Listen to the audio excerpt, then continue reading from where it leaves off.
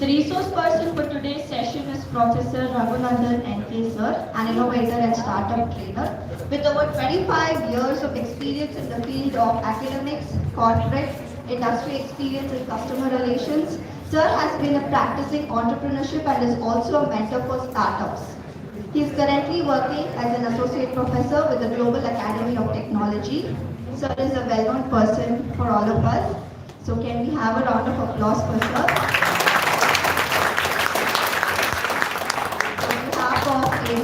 We welcome you, sir. Dear students, sit back and relish this time off from your regular classes to equip knowledge on innovation and startup ecosystem. Over to you, sir.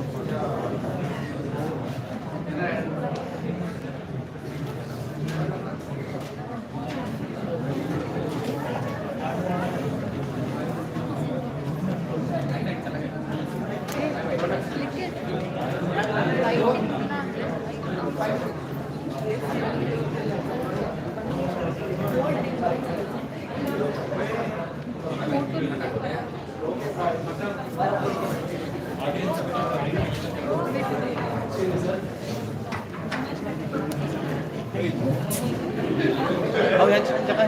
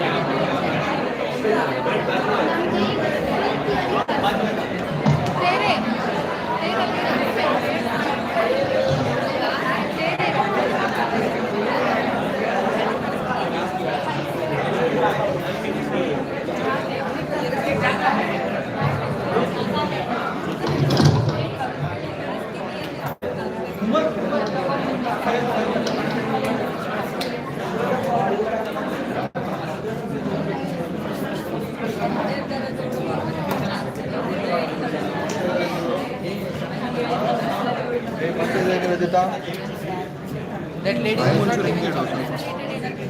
The nearby shop. The nearby shop. She was not giving chocolate. Tap ಆಗಿದೆ focus ಆಗಿದೆಯಾ ಇನ್ನೊಂಚೂರು ಮುಂದಕ್ಕೆ ಇಡಬೇಕಾಗಿತ್ತು ಏನಕ್ಕೆ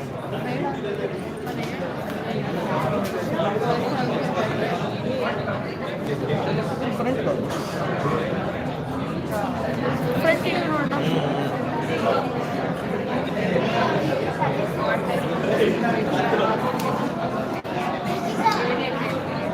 Good to start? Aha. I think I can do without this, right? Yes, sir. Good audible? Yes, sir. I'm sure the Sarab guys says the last row wouldn't go to a nice sleep, right? Without this mic on.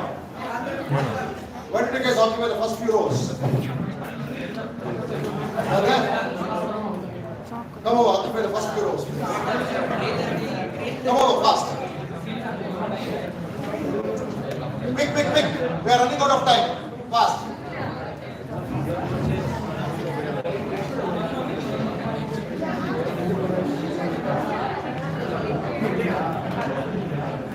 All right. So this is a bit different from typically what we get to learn as a part of the usual program. This is a kind of a unique combination where we talk about one is innovation, which is something that is quite popular, I should say. People have been using this word anywhere and everywhere, right? And talking about specifically the ecosystem, what exactly do we mean by the word ecosystem?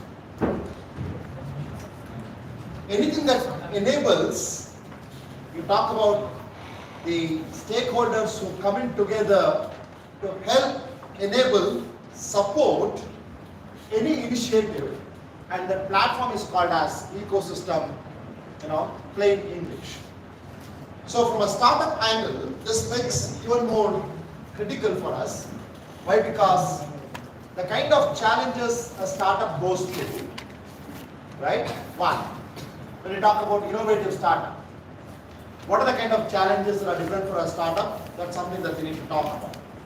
Second one, this is not applicable just for any, I would say, technologically high startups, high on innovation startups.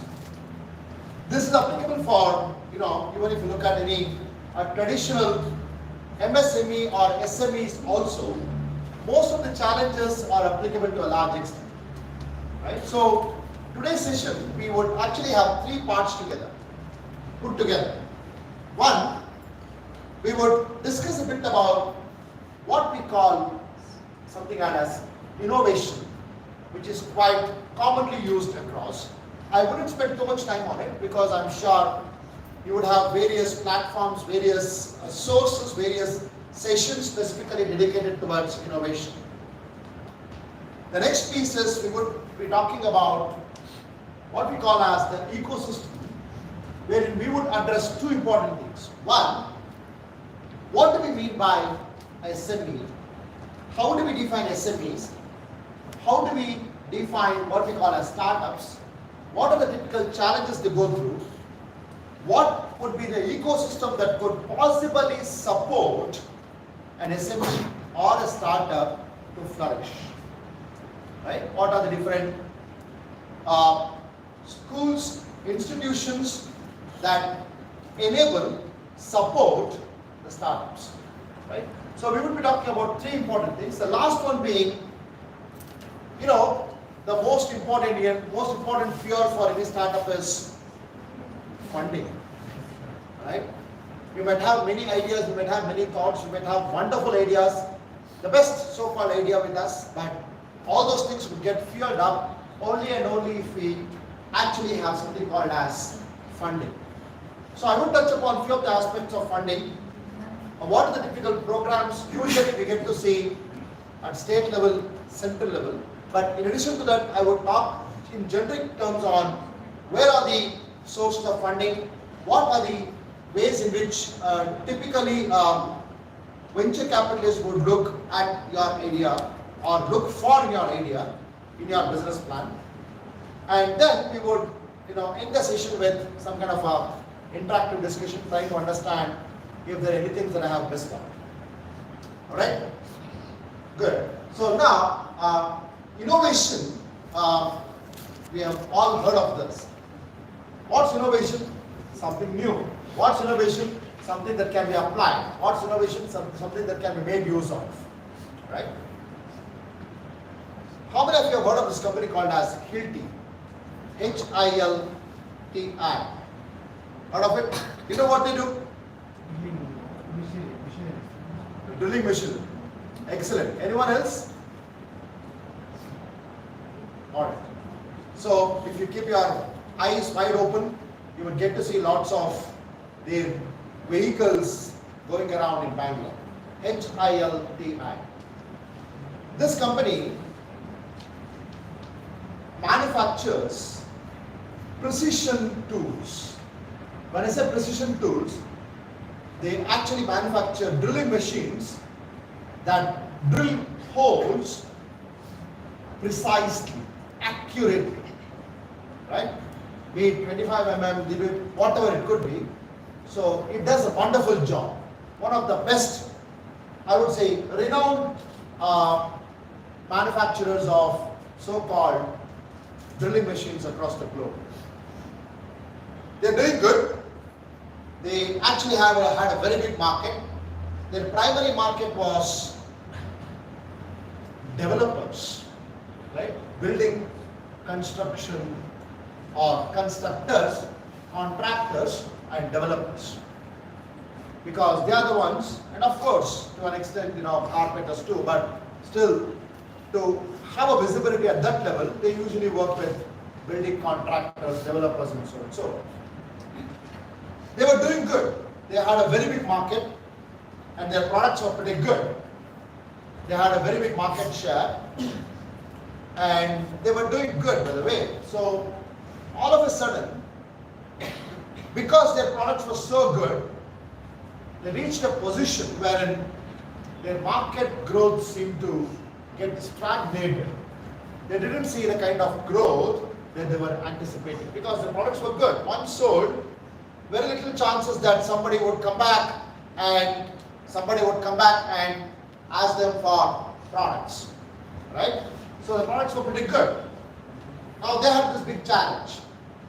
On one end, they actually manufacture great products, but that itself is creating problems for them. Why? Because the better the products are, the problem is customers would not keep coming back to them. Customers would not come back to them because there is nothing called as repeat order. Now there's a big question. How do they grow? What do they do? If you ask this generic question, if you had time, we could have had an interactive discussion. But if any of us were to be asked this question, the first answer would be, why wouldn't they compromise the quality of the product so that the customers would keep coming back to them? Why wouldn't they actually bring in more features to the product so that the customers would keep coming back to them? When you go back to them with a newer version of a product, which also means that the customer should be willing to upgrade their existing infrastructure, existing equipment. Why would somebody do it when they are happy with whatever their products are? Can I expect you to sit in the first row, please? The one behind the lady with the spectacle? Yeah, the one right behind you? Yeah. Can I expect you to sit in here? Please come over. Alright? So this was a big challenge. Right? So this was a very big challenge for a company which had great innovative products. Now one way to look at this, what would they do? The number of developers, the number of buildings that are coming up also is kind of, it wouldn't go at that phase. But the kind of products they've already sold in the market, it's not going to go up substantial. This was a very big challenge for them.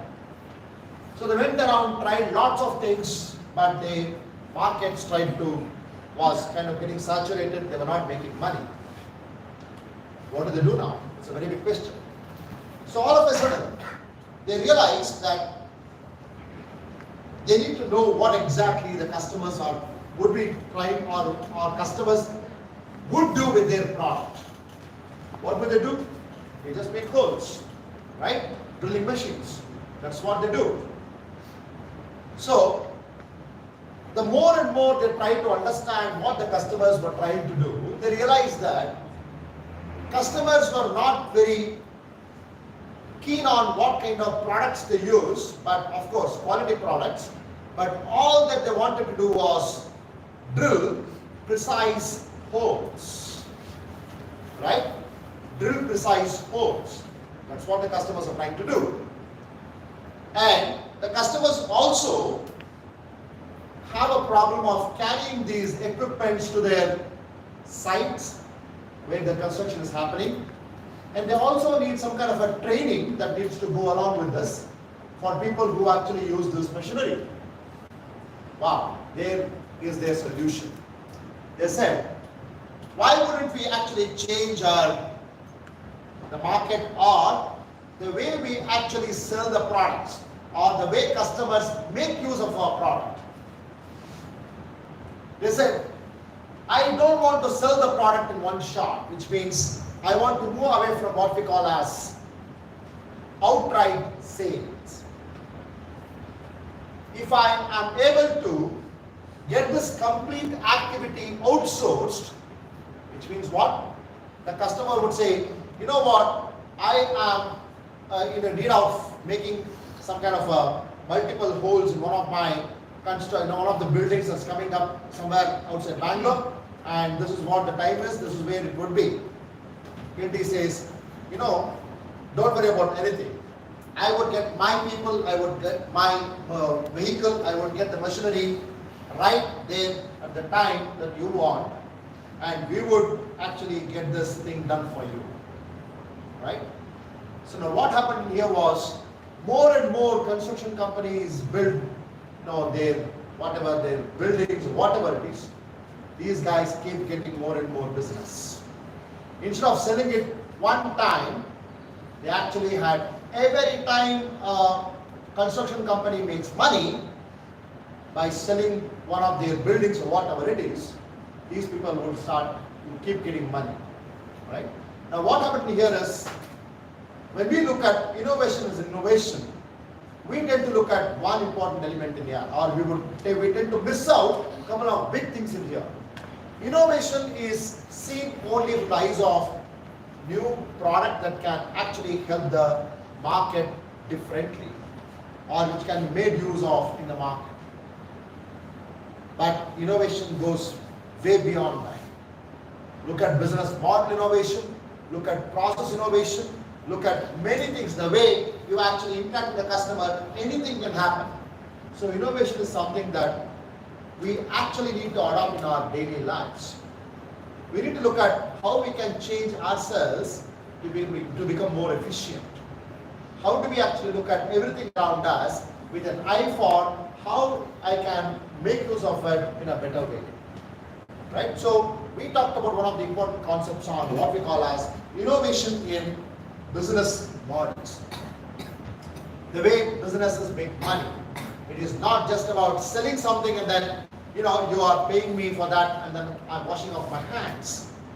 Yeah? So you're still there to help me with post-sales service. But the problem is, I'm not happy with one-time sale. I want to make money every time you touch my product. Every time you see value in my product. Every time you remember my product, I want to get money out of it. Right?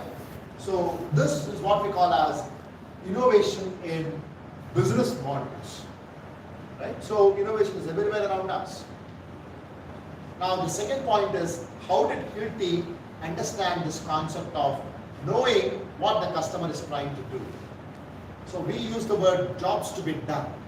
Right? What is the customer trying to do? What is the customer trying to do? What is the job the customer is trying to do? Right? So this gets us into the path of, let's understand what innovation is. Is it visible to all of you? To an extent at least? To an extent at least, I think the color, right?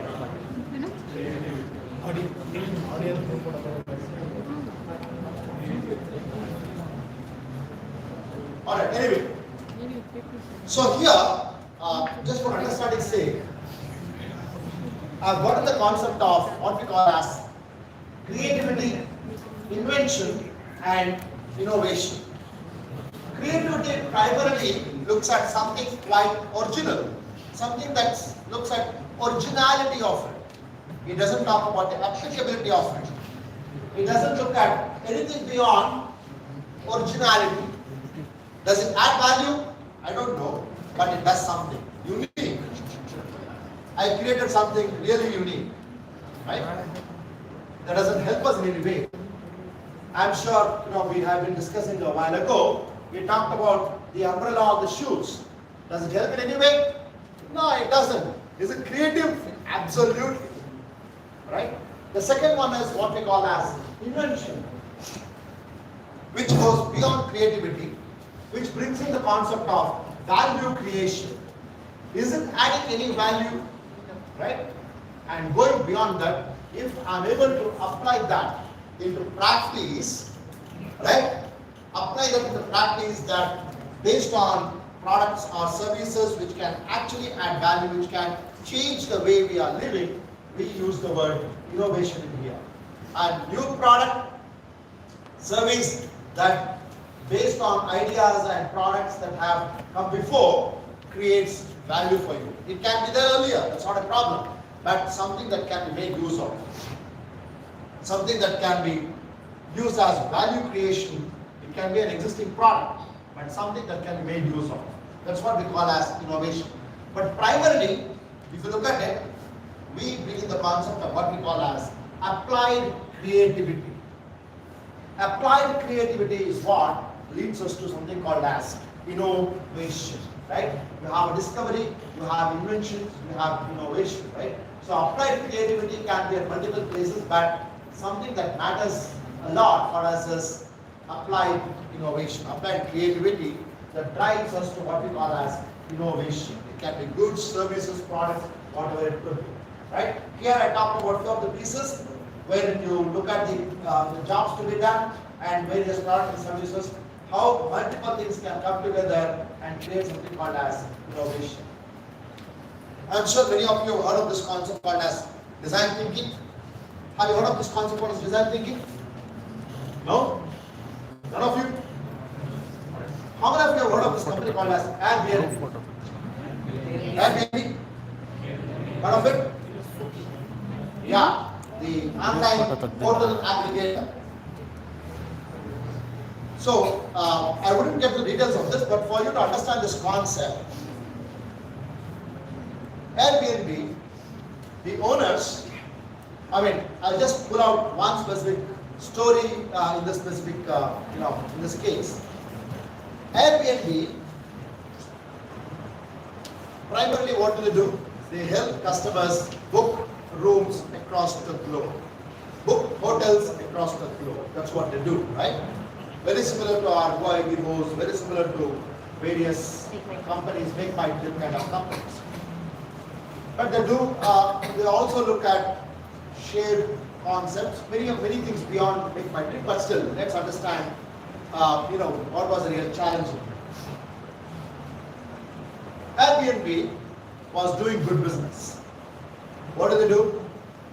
They actually get customers to look at multiple options, hotel options on their website, and the customer selects something, pays for it, goes, stays in the room. So on one end, they need to have good number of hotels registering with them. When I say register, they actually want to showcase, create visibility for their rooms on Airbnb website. And customers would log in when they try to specify when they specify the location. Airbnb throws up multiple hotels in that area. They select a hotel room, they pay, no stay, enjoy. Airbnb's business was flourishing. I wouldn't get the numbers, but for understanding's sake, they had a very big market. Their customers were happy. They had good number of hotel rooms registered with them. They wanted to expand. They got more hotel rooms or more hotels registered with them, which means more number of hotels were listed on Airbnb website. All good till now. They were expecting their revenue to shoot up. Why? Because they had new hotel rooms listed with them. But what they realized was that instead of the revenue going up, the revenue was more or less getting into a straight line. None of their new hotel rooms that they had empaneled started giving them any kind of revenue. They were quite surprised. They tried to look at their analytics. They tried to look at the number of people who logged on to their website.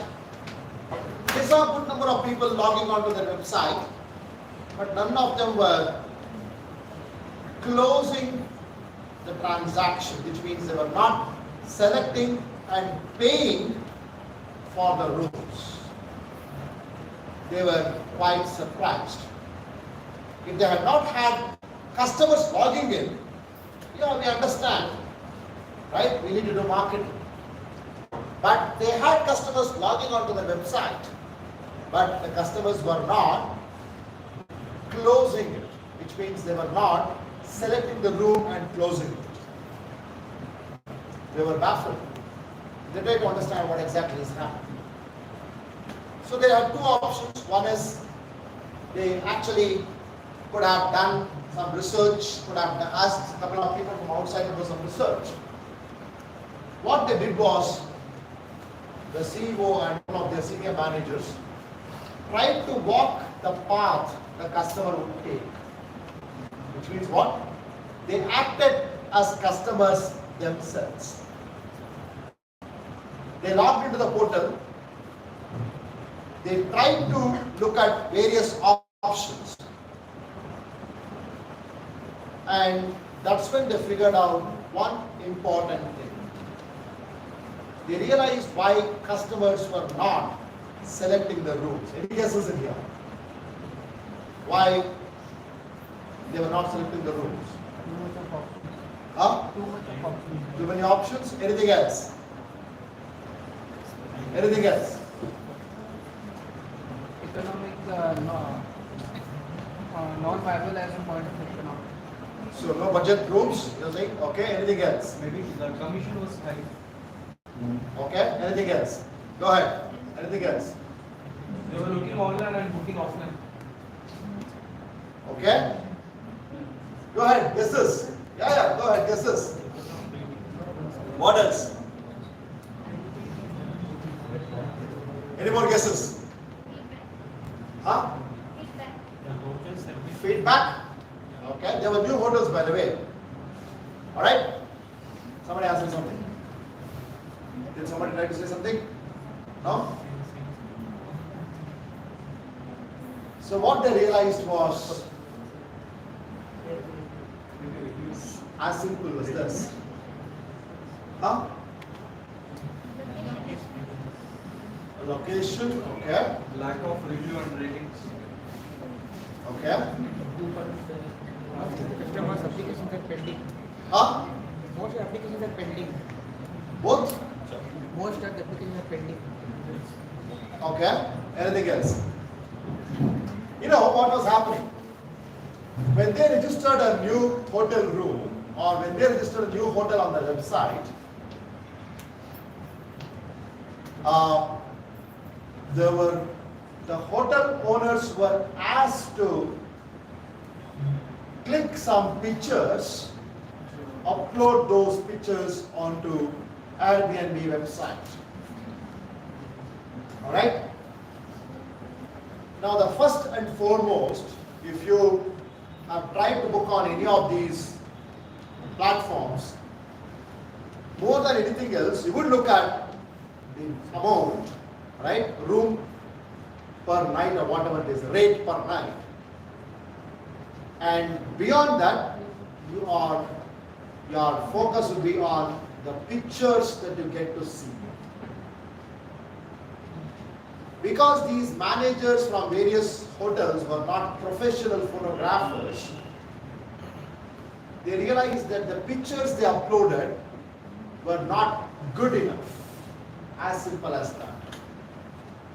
It did not give the customer a good impression or good insight, good idea on how these rooms look like.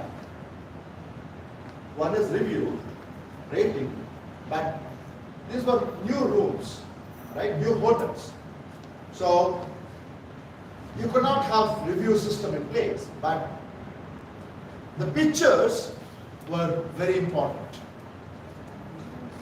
right? So they realized that if I am able to get those pictures in place, do you think the my revenue might go up? That was an important question, right? So what they did was they formed a small team. Just wake him up. They formed a small team with photographers, and these photographers were sent around. These photographers were sent around the cities trying to click pictures, and they did a professional job of taking the right pictures at the right angle, which gave a good visibility, good idea, good picture at the end of the day. And then they saw their revenue shooting up. Now, what was the main thing in here? The main point in here is, if we are a product sellers, manufacturers, we tend to look at the products a bit differently. We would be happy with the kind of products we sell. But the moment we look at everything from a customer's perspective, we might observe something that we had been missing all the while. So design thinking is a concept where you would typically walk the path of a consumer, try and understand what would be your experience if you had been in his shoes. Right? I'm sure all of you have heard of this company called as Intuit, I-N-T-U-I-T, the accounting software company. So this company, known for their accounting platforms, accounting softwares, was doing great. They had this platform, they had this product for big established organizations.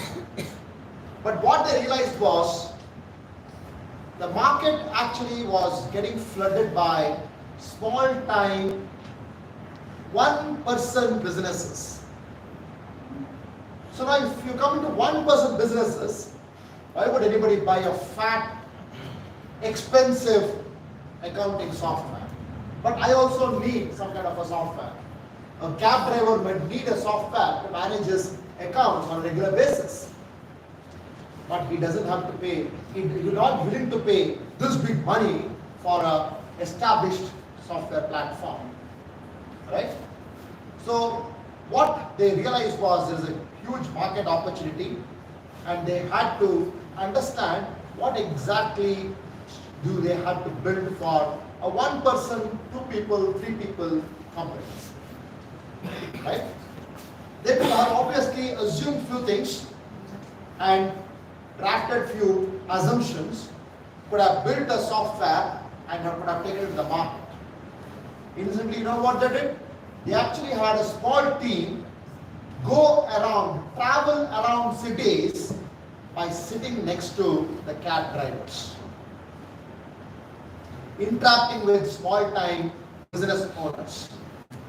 They tried to spend quality time with these so-called small-time entrepreneurs, try to understand what are the typical challenges that they go through. How do you think the software can actually help them overcome those challenges? Right? So they came out with few good platforms after that. I mean, they did not do well in that platform, in that area, but still they did good. They did build good platforms. The basic point in here is, until you understand, we go through the problem itself, ourselves. How do you solve a problem? If you have not experienced the problem yourself, how do you even try to solve the problem? How could you even attempt to solve the problem? right? So this is what we call as design thinking, right? So we do conduct lots of workshops on cultivating this approach of design thinking. How do you build a wallet for somebody? Well, wallet is a wallet. You have standard templates based on which somebody would choose. But do you know what kind of items would we keep in the wallet? I don't. So how would you even present a wallet to somebody? How would you create a product specifically for a group of people who have specific expectations, right? Until unless you go talk to them, interview them, be part of that curve, you're not able to build the right product, right? So design thinking brings in a different concept. It expects us to get into the shoes of the person who actually is going through that situation. Empathize with the user, which means you also experience the problem. Second one is, once you experience the problem, once you work very, very closely with the person who is experiencing the problem, you would be able to understand what exactly is the problem all about. Right? So you sit on a chair, but how do you know the chair is comfortable? How do you know the chair is right or wrong? Unless you sit, unless you experience, unless you know what kind of people that sit on a chair, you're not able to understand what kind of chair might really help. Right? So there are lots of classic, very, very nice, beautiful, wonderful examples online, specifically on design thinking. I would strongly suggest that this is something that's picking up very, very fast. We are expected to cultivate this habit of design thinking. And this is not limited to technology alone, right? So understand this concept very, very, very importantly. Many of us believe, many of us I'm sure sitting in this room would think all these things are specific for technologists because they are the ones who build. Not really. Business people are the ones who bring in the business face to it. You bring in something that really would be missing from a technologist angle. Right? So any of us looking beyond technology needs to understand many things, apart from what we call as technology as a technology. So design thinking, defining the problem, and then once you define the problem, you look at ideating it. What are the multiple options available to solve this problem now?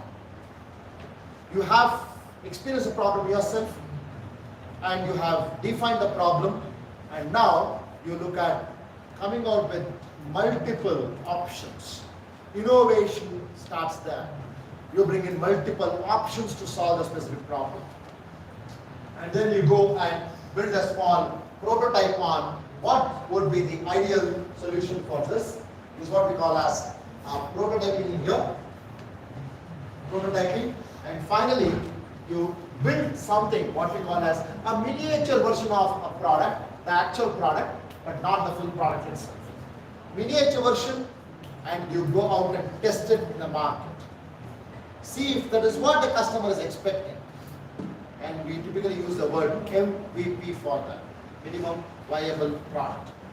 Minimum testable product. Minimum marketable product. Which means the customers should be willing to pay for that. Right? So we bring in the concept of what we call as design thinking. I would strongly suggest you people to take a look at few more options. I've given you a couple of examples. Take a look at these things. They would be talking about the way you build a chair. Why would you build a chair like that? The way you construct a restroom. Why would you build a restroom like this?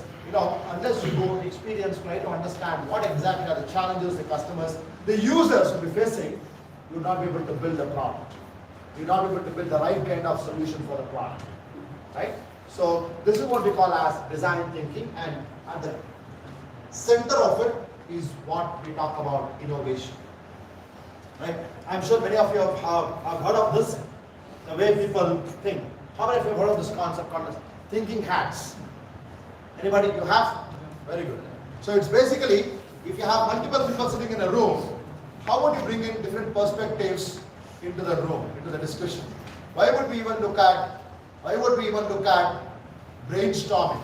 What are the various aspects that come in brainstorming?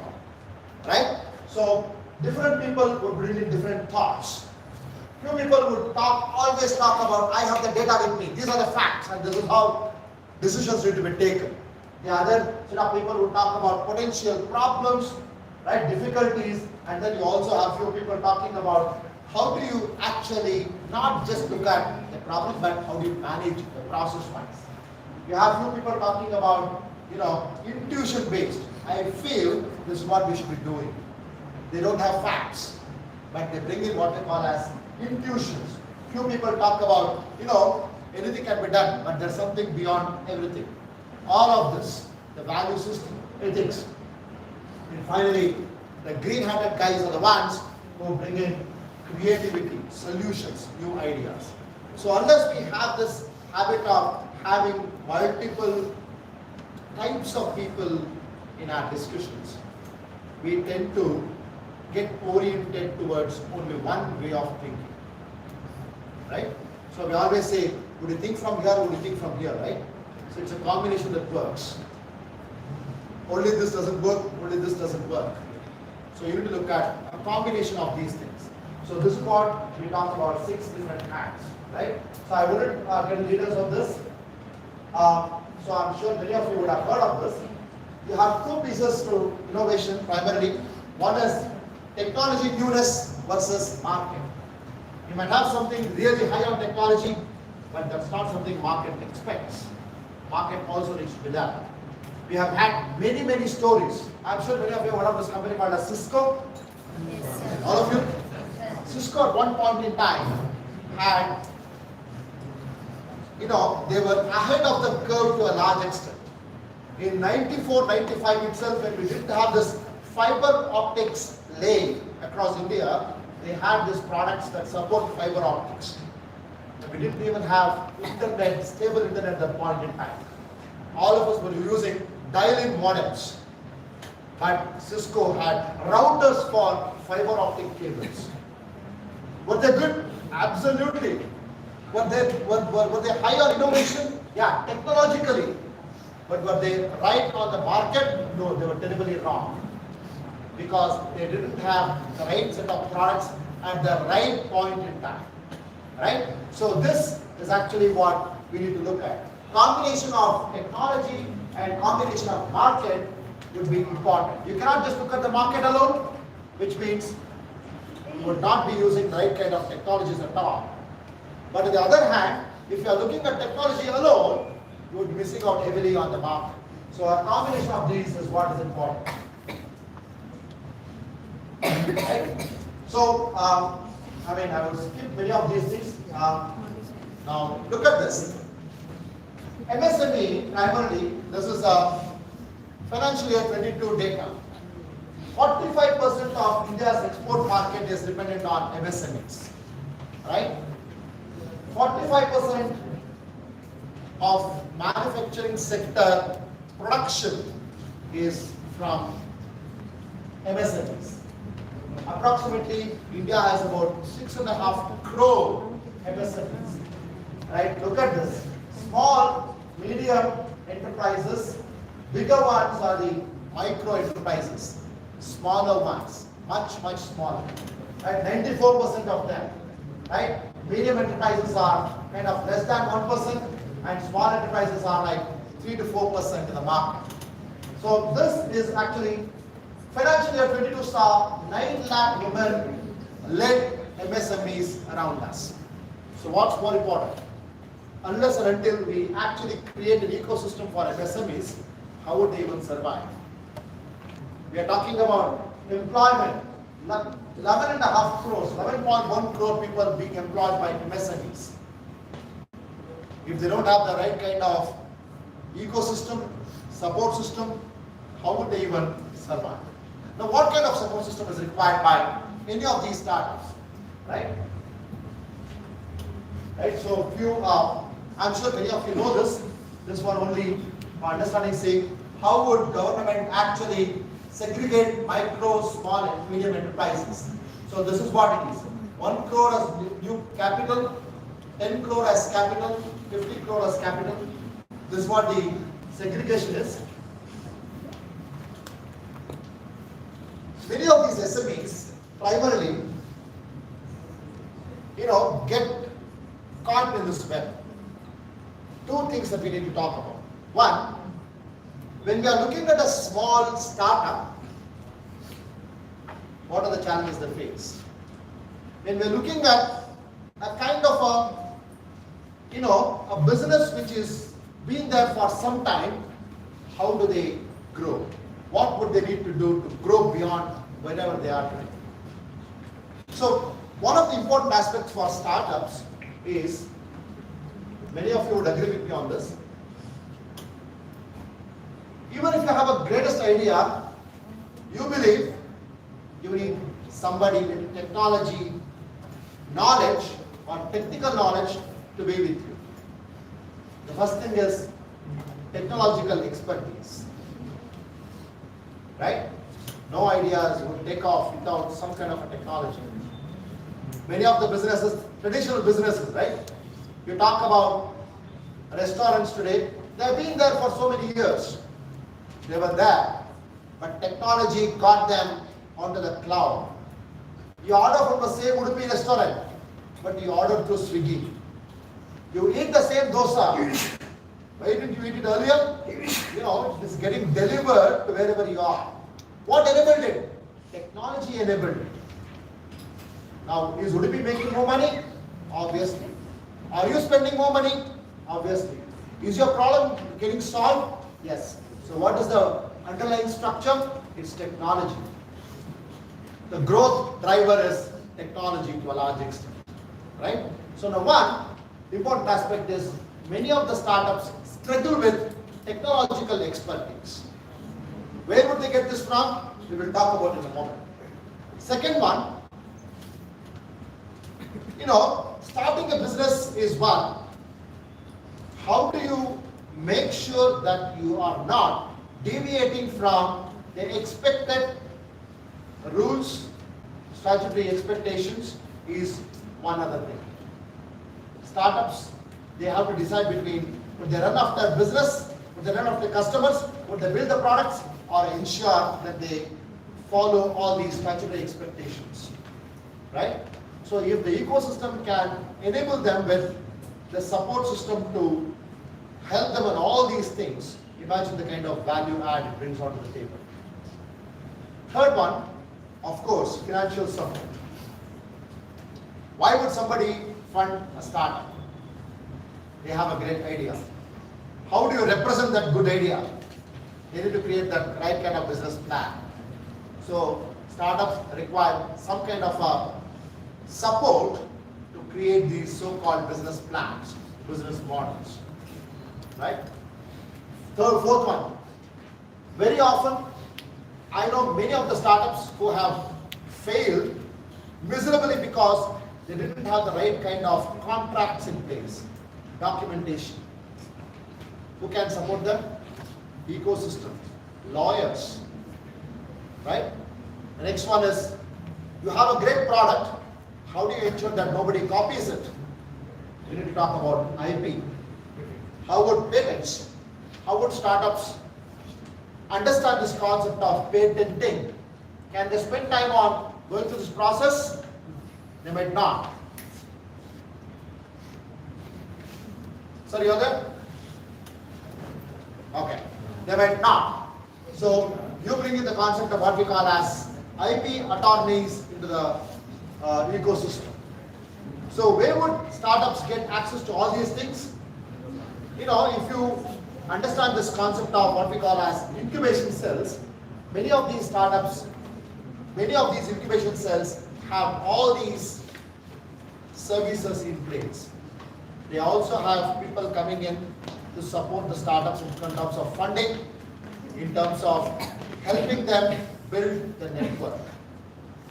But in addition to that, they also support startups from a technology angle, from a IP attorney management angle, from a legal angle, from a statutory documentation angle, auditing angle, right? This is one big area where startups struggle. They do not understand what needs to be set as a process which would enable them to not deviate from the expected statutory aspects, right? So I would be spending a few more minutes on few of these things. Right, so few statistics on where MSME is focused on manufacturing, electricity, few of these things. Incubators. These are institutions that support entrepreneurs in helping them develop their businesses, especially during the initial stages, right? Speeding up the growth. They would act like the required,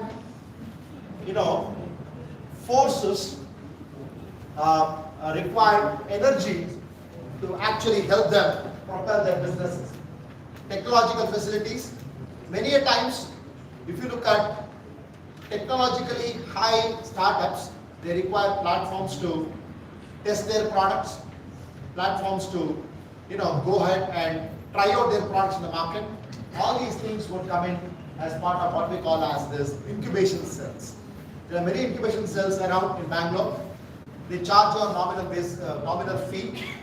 Few of the incubators primarily work on a model which would expect you to pay them on a per seat basis, but few of the incubators work on a concept of what we call as making use of the actual ecosystem. Right? So I'm sure many of you have heard of this. This is called as value of death for startups. Many of the startups actually do not cross this line, the break-even line. I'm sure many of you have heard of this break-even concept, BEP. Angel investors, FFF stands for family, friends and fools.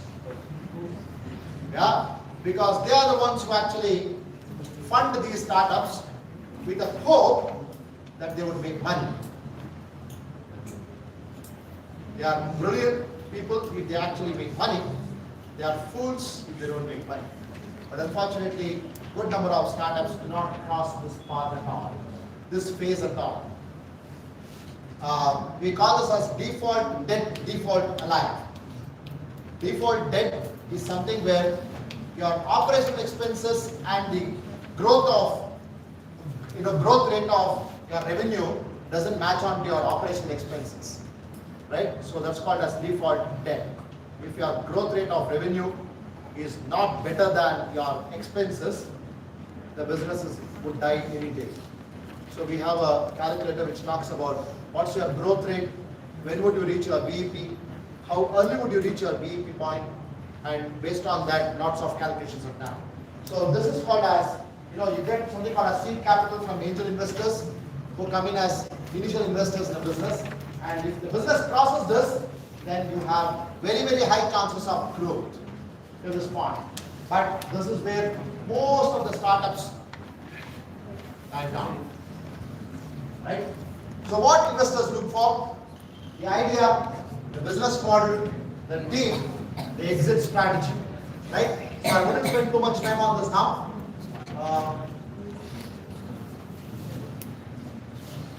Where would be, madam, do I have 5 more minutes? I have 5 more minutes. Any questions at this point? Any questions, any thoughts, any views?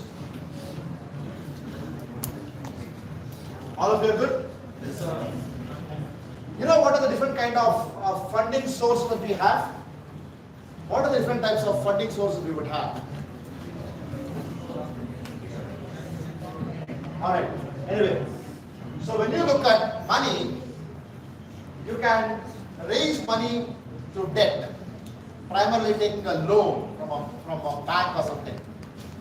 What happens there is, you will be charged an interest. But on the other hand, if you raise a loan through what we call as equity, which means you are letting go of a piece of your ownership, that gives you an edge because you are not paying interest, but of course, they are going to be coming in with a different kind of expectation because you are letting go of a piece of ownership. They also expect a bigger share or a good amount of share in returns. So the pressure is going to be high on you, right? So it depends on what you want to do. I have actually put together lots of thoughts for my sessions. So basically what matters is the kind of risk that is involved in it and the kind of control you want to have in the business, and the kind of availability, which means what, when and how early you want the funding. Many of these decisions are driven by these three parameters primarily. If somebody is there who doesn't want to let go of the control of the business because it's his idea, he would not go in for equity support. Because when you look at equity, you are letting go of good amount of ownership in the business with somebody. We don't want to do that. On the other hand, if you look at banks coming in, they're going to be behind you. They would not let you sleep. They would keep calling you.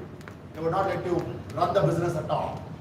Because what they want at the end of the day is the interest and recovery of the capital, recovery of the loan amount. So this is something that we need to look at. So loans, there are multiple things the bank would look at: the character, the capacity, the cash flow, the capital that's required, the condition of the business, sustainability of it, and finally the collateral support. Right? So there are few institutions that support today. I'm sure you guys have heard of SIDBI, right? So these institutions enable, support small businesses a lot, right? Khadi and Village Industries Commission. This again supports small businesses, especially in this area. They started with Khadi, but now they are doing many things beyond this, right? These, but again, more into training, ensure that the businesses don't fail at any cost, provide the right kind of support, training services for small businesses. IDBI, I'm sure many of you have heard of this. NSIC, National Small Industries Corporation. Again, many of these businesses enable you with the right kind of financial support. But more importantly, financial support is one, but more importantly, what is required is the networking ability. You don't get that kind of support from any of these institutions. All you get is the financial support. But if you go for an incubation cell, if you're going for an angel investor, if you're going for a venture capitalist, that big gap is addressed. And that is what is required to a large extent. You need to look at mentors who can help you understand what is required. You have multiple options, but mentorship is one thing that I missed out. Ecosystem-wise, mentorship is one thing that is a must. Many of these incubators have identified, registered, validated mentors. They come in and then guide you on a regular basis. Experienced business owners or entrepreneurs. And finally, we have NEN. I had the opportunity to be part of this institution for a while, wherein I used to interact with more than about 35 to 40 institutions across India. And this company, this organization is something funded by a gentleman by name Ramesh Wadhwani, a foundation basically, but they do a wonderful job in creating entrepreneurs at the institutional level. They have their own program, they train students, and they actually handhold them to mentorship. They also fund a few of these so-called student-initiated businesses, startups at the institutional level. Right? One of the very well recognized institution in India. Right? So I stop at this point, and now we have a few more, like Awake, CDOC, and finally we have something called a Startup India. I'm sure many of you know this. So Karnataka government also has a good number of programs, and they also provide grants for business ideas that has a socio-economic impact. Which means if you have an idea that can create employment, that can solve a societal problem, governments actually are there to support us. It's all about we reaching out to them in the right way to help their support. Right? Thank you very much. Any questions, we can take it from here, else we can call it off.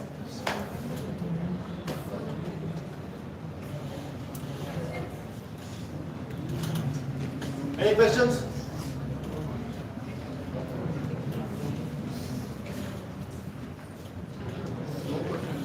No questions. I know that very well.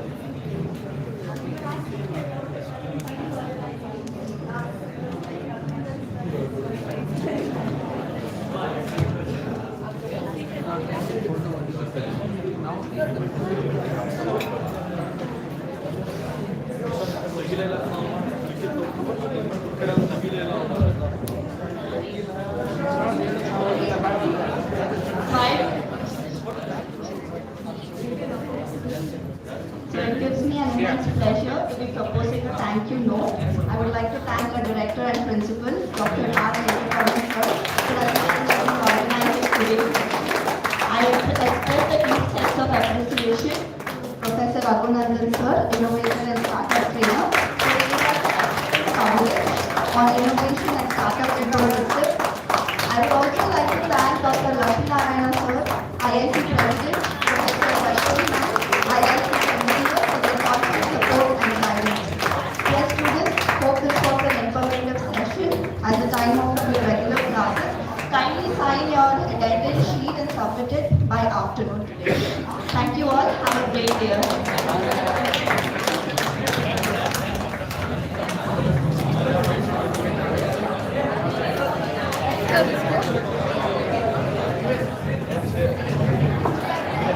ಯಾರೋ ಇದ್ರು.